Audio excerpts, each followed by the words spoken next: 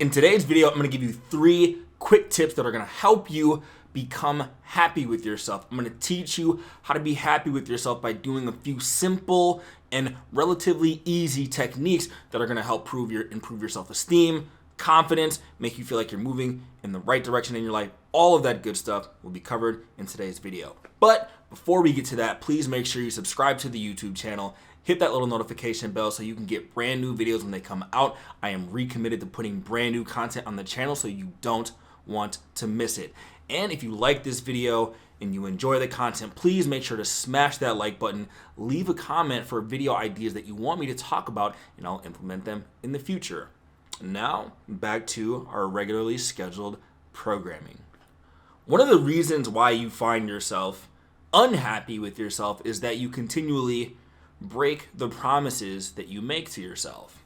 You tell yourself you're going to do something, and then when you don't do it, you feel guilt that you didn't do it. Then you feel guilt over the fact that you're the type of person who doesn't do the things they say they're going to do, and it creates this negative, self-fulfilling prophecy where you fail at attempting the things you want to do with your life, and that causes you to feel like a failure, which further lowers your chances of success in the future. So how do you reverse that equation and learn how to be happy with yourself and make progress? There's a very simple technique that you can use, and it's going to make you happier with yourself, and it's going to make your progression go a lot smoother. And that is to lower your bar for success and try to stack up as many quick and small wins as possible. So what do I mean by stacking up small wins?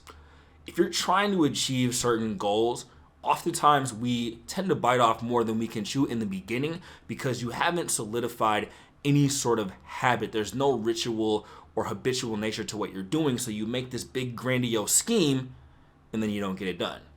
So the easiest example you can use is getting in shape in fitness. Every New Year's, people make this grand proclamation that they're going to work out every single day all year and go from being totally out of shape to being in amazing shape. And that's just too much of a gap for most people to bridge. Instead, they'd be much better off if they lowered their criteria for success quite a bit and started working on small things. So instead of having to do 2-hour gym sessions 5 days a week, go for a 10-minute walk on your lunch break. Do 10 push-ups in between commercials when you're watching television. Do something tiny. Hell, if you're wanting to get in shape and you're watching this video right now, get down and do 20 push-ups this very second. Now, what that will do is give you a subconscious signal to your brain that you are the type of person who commits to actions that are making yourself better. See, it doesn't necessarily matter.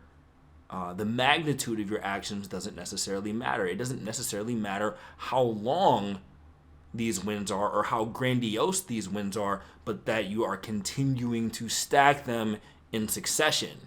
So it would be better for you to lower your bar for success so that you do things in smaller time windows, lower increments, and less effort, but you're doing them consistently across time instead of biting more than you can chew and eventually burning out and quitting because you set the bar too high.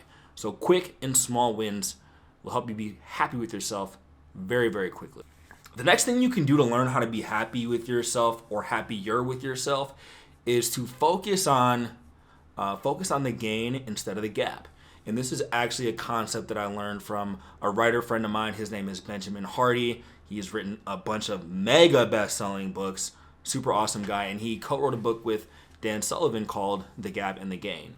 And the basic premise of The Gap and the Gain is that in order to feel satisfaction with what you're doing in your life, it's important to focus and remember the areas you've gained in your life already, as opposed to always focusing on the gap between where you are and where you want to be. So human beings, we are future projecting machines. We're always looking into the future on how things will get better, how we want to improve our life, how we want to make more money, how we want to get in better shape, how we want to have more status, how we want to have more fame, all this stuff, right? And in the process of improving yourself, you will inevitably reach some of those goals and become a better version of yourself, but you're never going to feel that sense of happiness if every single time you level up in your life, you're always looking at what's next, right? So I'm the type of person who is always hyper concentrated on the next thing that I can do, on the next goal that I can reach, and I'm never satisfied.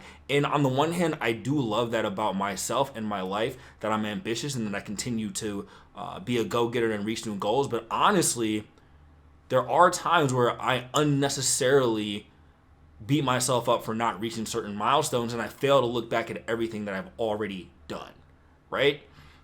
So in your case, you got to look at your life in a lot of instances. There are a lot of things that are happening in your life. There's that kind of cliche quote, think about the fact that the person you are now, in many aspects, you've achieved a lot of things that you used to think about doing, and you now have those things, and you now have that status, and you now have those goals reached, and you get used to them very quickly, right? It's this idea of the hedonic treadmill. You're running and running and running and running, trying to get to the next thing, but you never enjoy anything in the present moment, or you never enjoy anything that you've done. So after you establish some of those routines, after you've established some of those rituals and hit some of those goals, look back, pat yourself on the back. Often I still sell myself short, and I could toot my own horn. I've written 3 books. I've been writing for 7 years. I have 2 YouTube channels. I run multiple businesses to the tune of 6 figures. Like, I'm doing a lot of good things, right? And it's important for me to learn how to be content with what I have and be grateful for the things that I've been able to achieve in my life, and pat myself on the back for the things that I've done. So that's something I'm personally working on myself, and that is a strategy that I extend to you to help you be happier with yourself. And then the last technique that you can use to be happier with yourself is to spend more time in the real world, focused on the present moment at the same time. So a lot of the times, when I'm speaking about future projection and things like that, a lot of that happens because we have this inability to deal with and appreciate the present moment. This is why things like meditation are so powerful, because they teach you how to just be, right? How much time in an actual day do you spend actually just enjoying the thing that you're doing right now? When's the last time you went on a walk and you just appreciated the nature and what you saw, instead of having to be on your phone listening to music or an audiobook? When was the last time you spent time with family and friends and you weren't on your phone, or you weren't watching TV in the background, or there weren't 100 different distractions? Think of how much of your life is spent either thinking about the future or ruminating in the past, but never enjoying anything that happens in the present moment, right? And then you have all these different elements that come from some of those distraction mechanisms, like social media, that are designed to make you feel bad about yourself, right? The online world and social media is designed to make you envy other people. It's designed to make you feel inadequate. It's designed to have you compare yourselves to others. But all of a sudden, if you spend less time in the digital world and more time in the real world, there's less to compare yourself to. There's more freedom for you to enjoy the things that you want to do right now. And then you're just spending way less time projecting back and forth in this constant mental tension where you don't appreciate anything. So books like Power of Now by Eckhart Tolle are really, really good.